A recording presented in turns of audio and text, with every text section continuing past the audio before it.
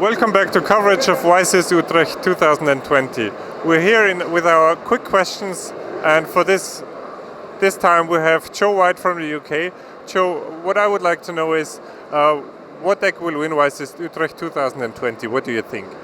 I think it's got to be Invoke Shadow. With the new structure there, these Shadow monsters are crazy. The value they get from just one Shadow fusion is insane, and Shadow Window is just an FTK against most of the decks in the format right now.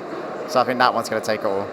Yesterday I was thinking about other back row decks, maybe Paleo or Geist, but I think Salamagrade is also a great option because its adaptability is immense, and most players have adapted the build to beat Shadows.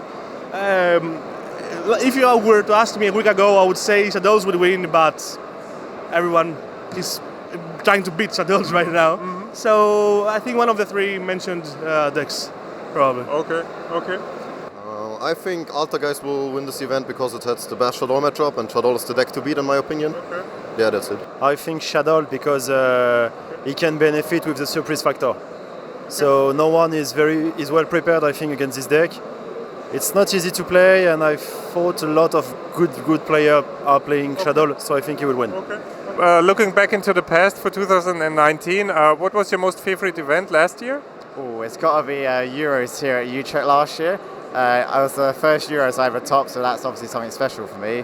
But I just love Utrecht as a place, so I love coming back to this event, so I'd happily always come back here. Of course, it has to be Greek nationals because I won. But actually, it's not only that. It's YCS Milan because one of my good friends, Andreas Verdos, won the YCS, and it was great to celebrate for his second YCS win. Obviously, YCS Düsseldorf, where I made top 8 with Subterror, was like the best event I ever played. So, yeah. Was it your first top 8? It was my first top 8, yeah. Okay. The European. Okay. Because it's the greatest event of the year, and during this event you have two chances to go to the world, so it's the most important event in the year, the world, and that's why I prefer the European one. Third question is, what was your most favorite card of 2019? Sky Striker, Mobilize, Engage. I love powerful cards. I love just activating cards like Magician's Souls and getting that value. And Engage just said add any card in your deck and draw one, and you can recycle every turn. That is insane power. Probably Subterror Guru instead, yeah. Subterror Guru. Okay. And why? Yeah, just because I topped top 8 and yeah. Okay. Obviously Engage. Yeah, because I play it during the whole season. Even after I stopped to play Sky Striker, I continue with Orcust and I continue to play it, so it's my favorite card, yes. Mm-hmm. That has to be Mind Control. I think the card was... No, I cannot describe it like in real words. Because I was playing Orcust almost the entire year, Mind Control was one of the best cards that I would always want to have in my hand. Mm-hmm. And when I started being semi-limited in the list, I cried more than when I saw Horror being banned. Okay. Otherwise, Dingirsu was the card that really changed the whole aspect of the game, because it's just a monster that gets rid of everything. You don't care about anything. Okay. Joe, how do you feel about the rulings update that will take into effect on April the 1st? Oh, I'm very happy about them. I do really enjoy Lynx as a card mechanic, but I always love like XYZ spam decks like Clownblade and stuff like that. So it's going to feel good again, like using decks like Fluffles, and just being able to go back to my old school decks and just playing Yu-Gi-Oh like it was 2 years ago, but with the new rules. So I'm actually very looking forward to playing them. I think it's pretty good because it makes older decks a bit stronger, and you can play decks like Infernity or Thunders more better than, and yeah, that's what I think. It's quite strange because I thought that Konami would like to slow down a little bit the game by introducing the link, mm-hmm. And now they push a new rule to enforce the speed and the combo deck. So a little bit surprised, but we will see. Okay. I think they're great. I mean, regardless of what I think or not, I trust what the Konami R&D decide to do. Okay. Because they have proven that every change they have made, every single one of them has been for the best of the game. I trust them, and I think that Master Rule 5 is better, and more new players can try to play the game now, or players from Duel Links coming to the trading card game can play the game easier. Mm-hmm. Okay.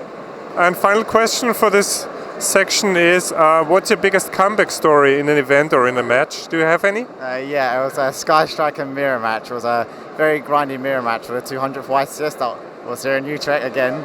And it was a game that I should have never won. But I had the Fields Fail on one set card. Fields Fail revealed engage, engage you re-engage, engage your Kangari, add re-engage, and then I somehow won that game. It's definitely one of those games you just look at it and go, that wasn't my game, but somehow I won it. It was the one that I could remember actually, because there were many obviously, was back in 2014 in YCS Milan.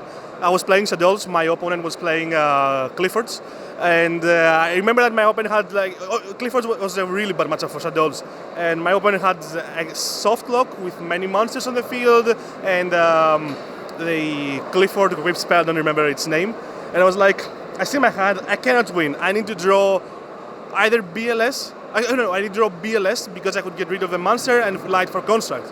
And I draw BLS. Now I just turn around and look at my friends, I'm like, did you saw that?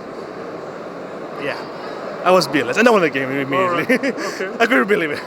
Yeah, I topped German nationals when I was 0-2 and I topped it. Okay. It was like the Monarch, so 2016 I think.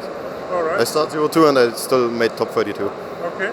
And how did you do that? Like, did you win all the other all the other games? Yeah, I won all games except of one. I drew this one and then I ended like place 55 or something like that. Yeah.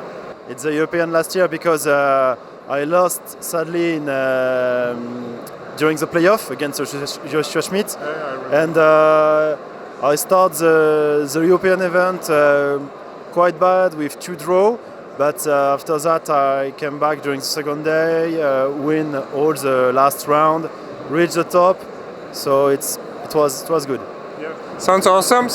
I think it was. I guess it was pretty hard to maintain motivation after this loss. Yeah, because I tried to prepare myself for the playoff and not for the European, because if I succeed during the playoff, I don't care about the European. And it was hard to bring back motivation, but I succeed to do it. It was a bit hard at the beginning of the European event, but at the end I did it.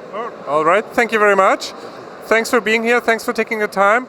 And you guys stay tuned for more interviews and quick questions.